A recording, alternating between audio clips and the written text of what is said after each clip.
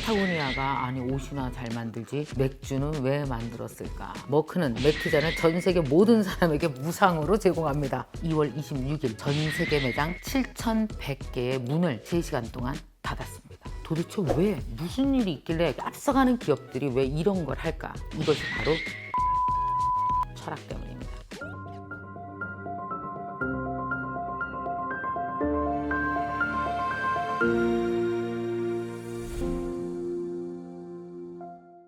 안녕하세요. 김미경의 북클럽. 우리 회원들이 투표하고 그래서 선정된 책을 저와 함께 읽는 김미경의 북클럽. 자, 오늘 그 첫 번째 책을 소개할 텐데요. 과연 5,000명이 선택한 책은 무엇이었을까요? 바로 이 책입니다.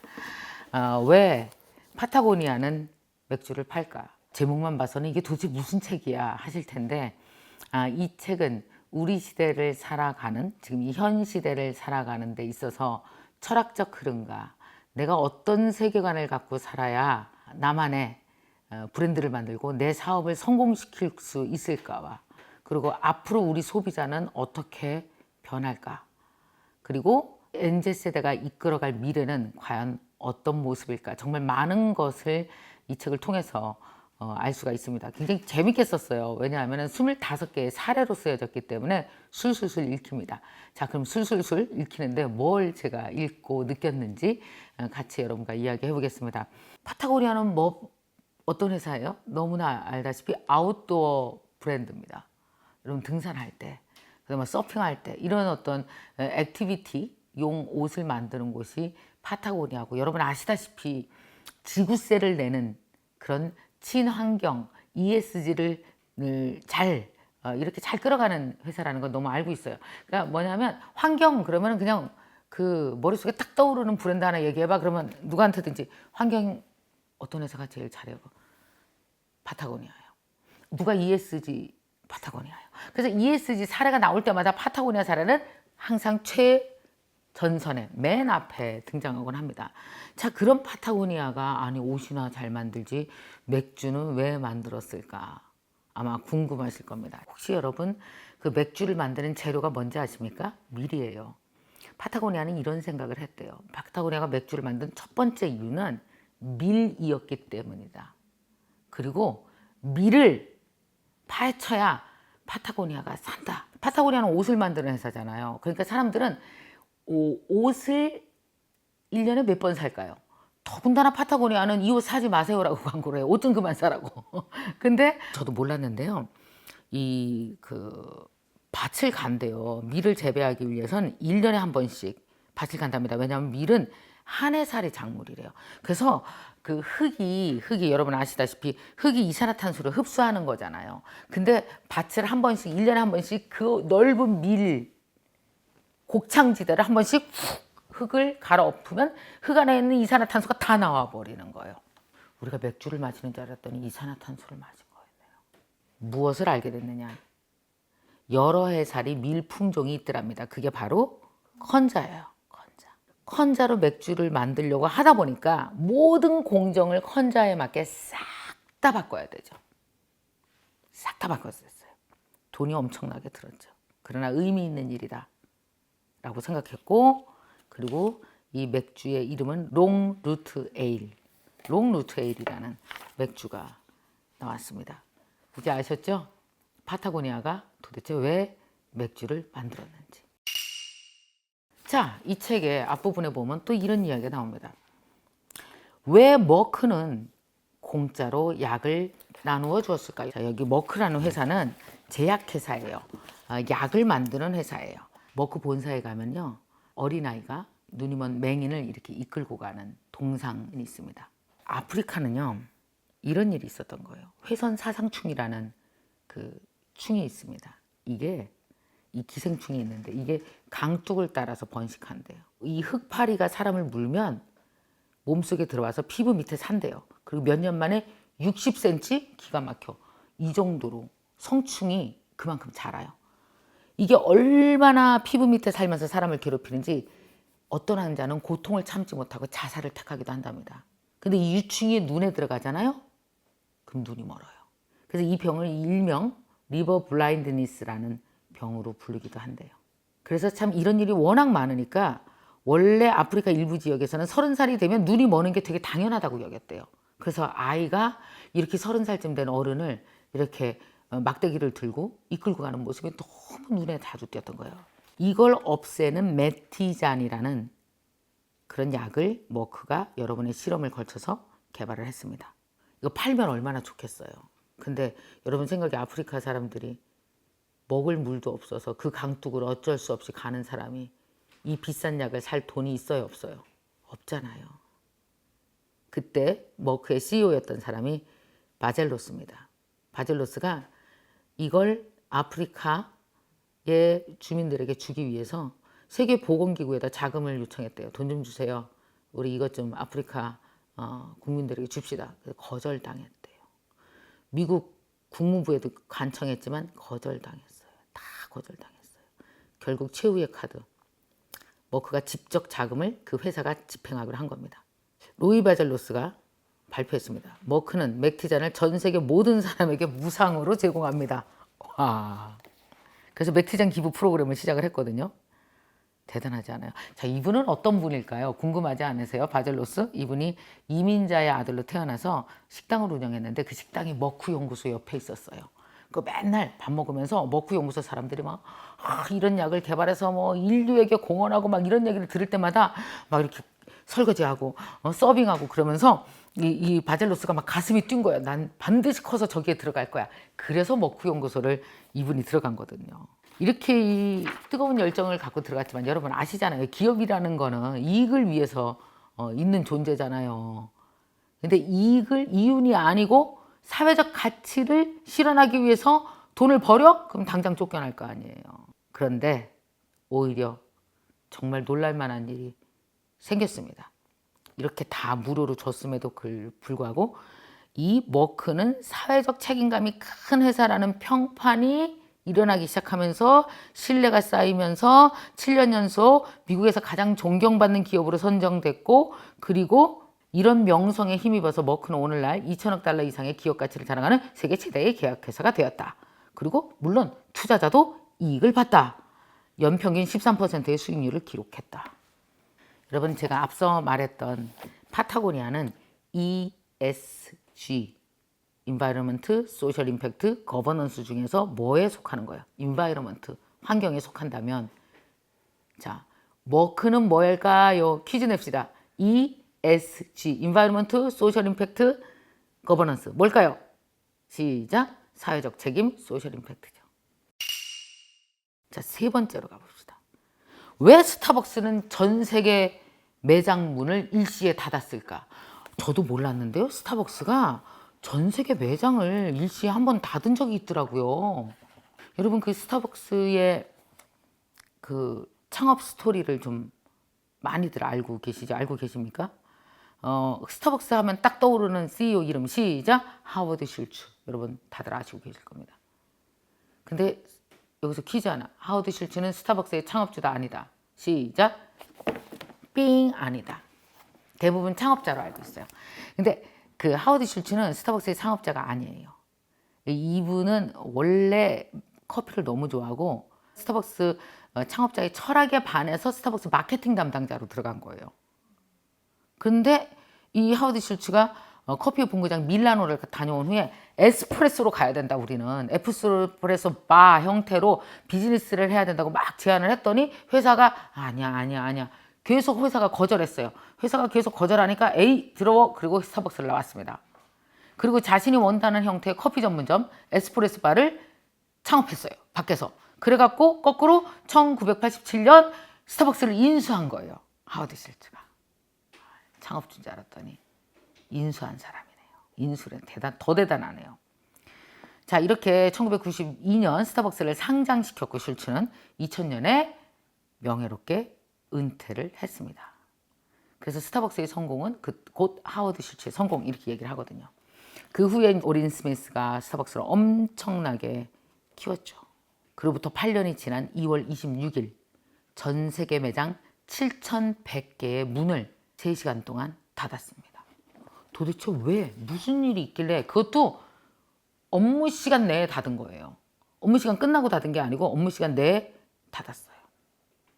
왜 그랬을까요? 2007년도에 그 컨슈머 리포트, 그러니까 소비자들의 리포트에 이런 게 나타났어요. 야, 맥도날드가 훨씬 맛있어, 커피가. 여러분, 말이 돼요? 완전 자존심 상처잖아. 스타벅스인데 커피 전문점이 맥도날드보다 커피 맛이 못하다라는 거예요. 고객들이 그런 평가를 한 겁니다. 엄청난 위기가 왔던 거죠. 스타벅스 주가가 2007년도에 반토막이 났대요. 그때 바로 슐츠가 다시 등판합니다. CEO로 복귀했어요. 슐츠가 나타났어. 스타벅스 주가가 9%가 올라갔대요. 2008년 2월 26일 슐츠는 이런 얘기했어요. 전 세계 7,100개 매장을 3시간 동안 우리는 문을 닫습니다. 그 3시간 동안 뭘 했을까요? 15만 5천 명의 바리스타에게 에스프레소 추출법, 서비스 프로세스 교육을 한 거예요. 근데 이게 여기서 끝나지 않았습니다. 뉴스에 나왔어요. 사람들이 야, 스타벅스 왜 문 닫았어? 그랬더니 다들 야 나도 갔더니 문 닫았어. 너도 갔더니 문 닫았어. 스타벅스 무슨 일 난 거 아니야? 막 난리를 쳤어. 그랬더니 스타벅스 문 앞에 막 가서 커피 사 먹으려다 실패한 사람들이 뭘 봤을까요? 스타벅스 문 앞에 이게 붙어 있는 거예요. 고객에게 완벽한 커피를 제공하기 위해 잠시 매장을 쉽니다. 이 안내문은 고객을 감동시켰고 고객에게 완전히 다른 경험을 하게 했고 이 사건 이후로 다시 고객의 신뢰를 얻어서 스타벅스는 다시 재성장의 길로 들어섰다는 거죠. 자, 하나의 브랜드가 성장하는 동안 참 성장통을 많이 겪는 것 같습니다. 이거는 뭘까요? G에 해당하죠. 고객과 투명하게 소통해 나간다. 전 세계 매장에 있는 직원들과 우리 회사의 위험을 함께 나눈다. 그리고 그걸 함께 헤쳐나간다. 이 책에는 온통 그런 사례로 25개가 있는데요. 많은 기업들이 왜 이렇게 행동하고 있는 것일까? 파타고니아는 옷만 잘 팔면 될 건데 뭔가 더 나은 지구를 위해서 이제는 탄소 절감을 위해서 맥주를 자기네 책임으로 가져와서 새로운 맥주를 만들어내기 시작했단 말이에요. 머크는 약을 팔아야 돈을 버는데 약을 그냥 주고 있었어요. 스타벅스 역시 정말 엄청난 결단을 통해서 고객에게 창피를 무릅쓰고 그 얘기 그거 한 겁니다. 우리 회사 커피, 스타벅스 커피 맥도날드보다 못하다는 거 들었어요? 압니다. 고객에게 투명하게 정보를 공개하고 그걸 헤쳐나가는 모습을 고객들이 전면적으로 보는 앞에서 한 거예요. 이게 앞서가는 기업들이 왜 이런 걸 할까 봤을 때 이것이 바로 ESG 철학 때문입니다. 저는 언제 태생이냐면 1964년생입니다. 1964년생에는요. ESG 개념도 없었어요. 우리는 먹고 살기 바빴거든요. 그래서 성장, 성공. 그러니까 주위에 있는 자원을 다 갖다 써. 다 갖다 써도 좋아. 왜? 자유주의, 민주주의, 자본주의 국가야. 오케이? 그러니까 자본을 충분히 써서 더 많은 자본을 만들어내라고. 그리고 자유경쟁이야. 알았지? 그렇게 해서 성공한 사람은 부자가 될 거야. 그런 철학하에서 우리는 공부를 하고 컸습니다. 그러니까 얼마나 많이 갖다 썼겠어요. 내 주위에 있는 것, 나라는 자원, 내 주위에 있는 자원, 모든 자원을 합쳐서 우리는 정말 열심히 살아서 경제 성장을 이뤘죠. 그래서 이제는 전 세계가 뭐라고 얘기해요? 더 이상 그 어떤 세대보다 우리는 가장 부자로 살고 있습니다. 자, 여러분 보세요. 그럼 우리가 자유경쟁, 민주주의, 시장경제가 아니었을 때는 뭐예요? 봉건사회였었죠. 봉건사회 때는 어때요? 양반 있고 상놈 있다 그러고 천민이 있고 정해진 계급하에서 그 계급에서 한평생 벗어나지 못하고 살았어요.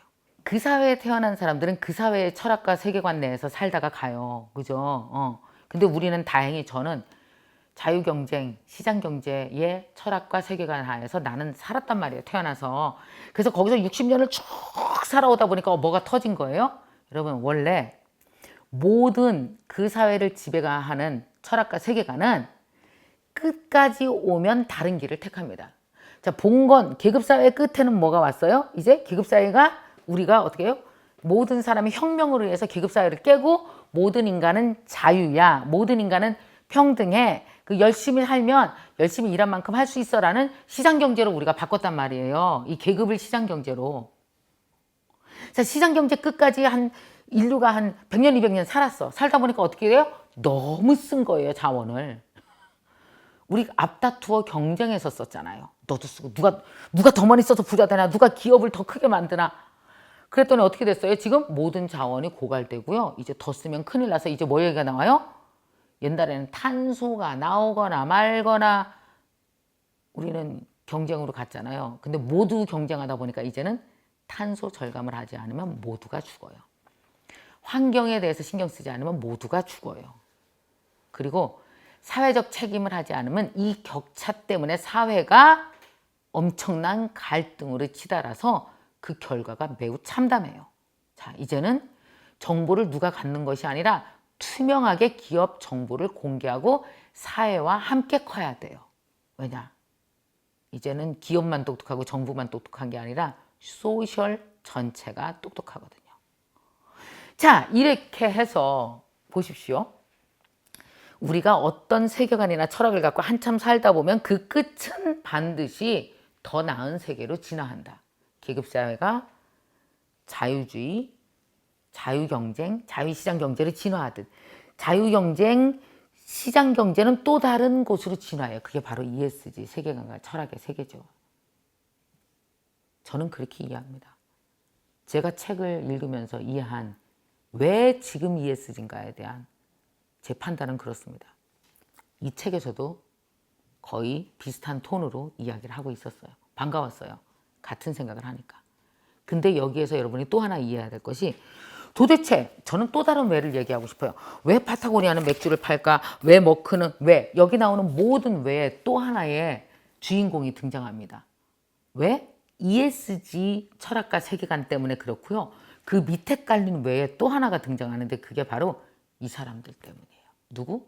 여러분 혹시 집에 중학생, 고등학생, 20대 있으십니까? 그 친구들 때문이에요. 여러분 이상하죠? 그 친구들은 자꾸만 가치 소비를 하려고 합니다. 그런 걸 돈줄이라 그러죠. 저기 착해.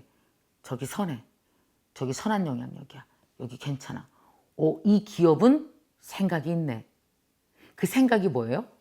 바로 브랜드 액티비즘이라고 하는 거예요.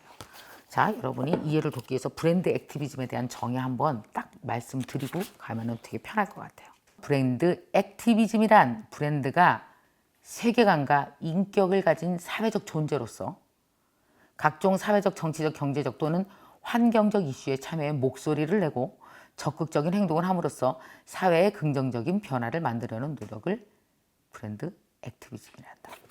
웃긴다. 여러분, 브랜드가 인격을 갖고 있대요. 파타고니아 보면 끄덕거리지네. 거기 인격 있네. 브랜드가 하나의 사람처럼 개인처럼 인격체로서 사회에 자기 목소리를 내고 어떤 이슈에 참여하고 해서 사회에 새로운 가치를 던지고 변화시켜 나가고 마치 사람처럼. 브랜드는요, 소비자가 안 변하면 변할 일이 없어요. 왜? 귀찮잖아. 그리고 돈 많이 들잖아, 변하려면. 소비자가 다 변하면 그 소비자한테 잘 보여야 내 물건 팔 거 아니에요. 변해야만 돼요. 방법이 없어요. 그 소비자의 중심에 누가 있느냐? MZ세대가 있는 겁니다. MZ세대는 아까 말씀드렸죠. 가치 소비를 합니다. 이 브랜드 착해?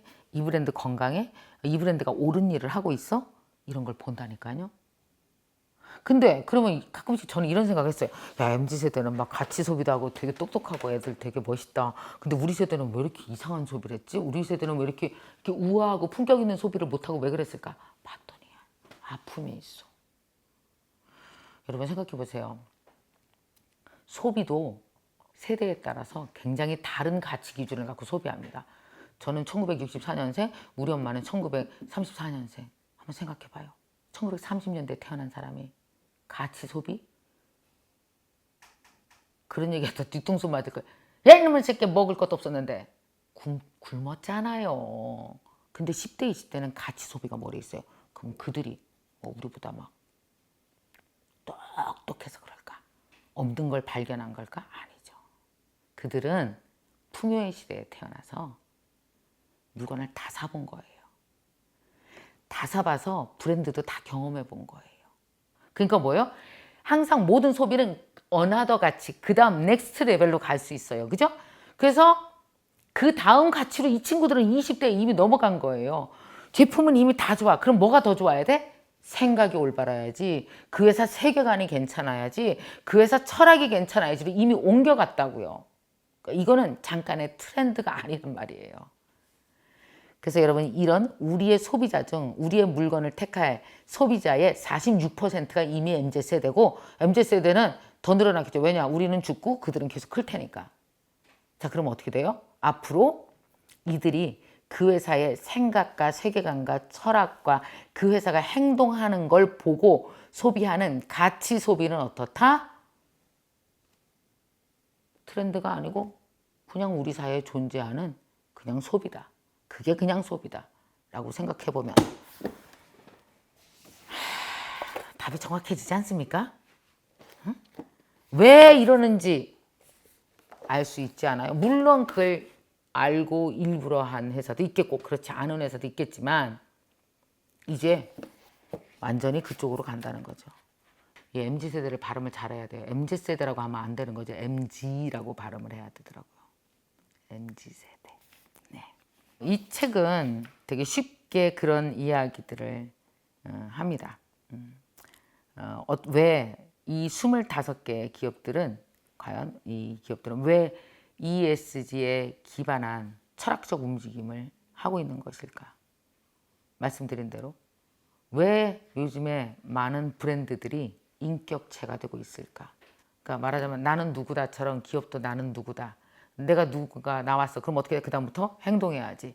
근데 그 행동이 어때야 되는가를 이 책에서 딱 정리를 해주고 있는데 그 네 가지가 A, C, E, S로 대변됩니다. 하나는 적합성, 일관성, 효율성, 당위성 이 네 가지에 맞춰서 당신들의 브랜드 인격을 갖추고 그 인격은 ESG에 기반해서 이 네 가지의 원칙에 맞춰서 구사해 나가십시오라고 이렇게 충고하고 있는 책이에요. 자, 정리를 해볼까요? 이 책은 첫 번째, 여러분 누구나 다 살면서 한 번은 독립사업자가 됩니다. 아무리 직장을 다녀도 그죠? 언젠가 50대, 60대는 독립사업자가 될 거예요.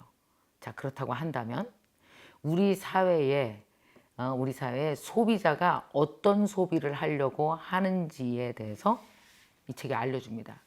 그 두 번째는 그 소비자들이 선택한 최고의 브랜드, 말하자면 행동하는 브랜드, 인격 브랜드, 인격체는 과연 어떤 거였고 그들은 어떤 행동을 했었을까를 25개의 사례를 갖고 얘기하니까 여러분은 그중에 이거는 내 것으로 가져오면 좋겠어 하는 게 있을 거예요. 그걸 좀 이렇게 머릿속으로 정리하면서 읽으시면 아마 이 책은 여러분들이 새로운 사업을 기획하거나 여러분의 미래 꿈, 개인에게는 미래 꿈을 기획하는 데 굉장히 도움이 될 겁니다.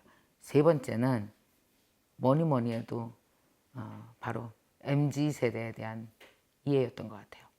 자, 여러분 MZ세대들은요. 여러분 집안에 같이 살고 있잖아요. 지금 MZ세대를 우리가 10대, 20대로 본다면 10년 이후는 그냥 이들이 끌어가는 사회입니다. 이들이 끌어가는 사회예요. 근데 다행히도 MZ세대는 되게 좋은 선택을 했습니다. 베이비붐 세대에게도 이롭고 그 다음 세대에게도 이로운 선택을 했어요. 그게 뭐예요? 시작! ESG.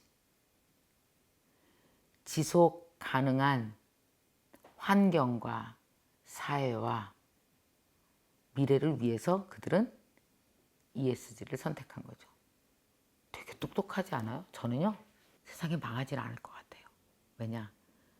인류는 한두 사람에 의해서 폭주하는 것이 아니라 집단지성에 의해서 이 땅에, 지구에 존재하는 많은 사람들이 그들이 현명한 선택을 하려고 한 번씩만 노력해도 그게 ESG 같은 형태로 이런 세계관으로 나와지거든요.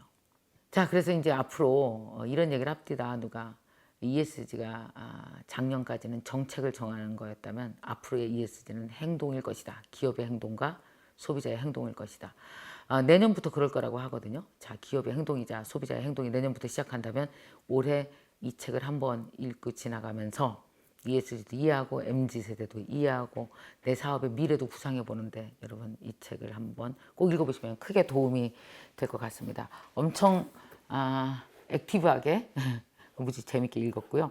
자, 여러분에게 도움이 될 이 책. 여러분의 개인에게는 여러분의 꿈, 기업에게는 여러분의 브랜드의 미래의 방향을 정해줄 이 책. 왜 파타고니아는 맥주를 팔까? 자, 이제 브랜드는 제품이 아니고 뭐다? 인격체다. 자, 여러분은 앞으로 어떤 인격체로 사회에서 활동하고 싶으십니까? 거기에 대한 인사이트를 줄 이 책. 왜 파타고니아는 맥주를 팔까? 자, 이 질문이 바로 여러분 것이 되기를 바랍니다. 오늘의 북요약본을 받고 싶으시다면 이곳을 클릭하세요.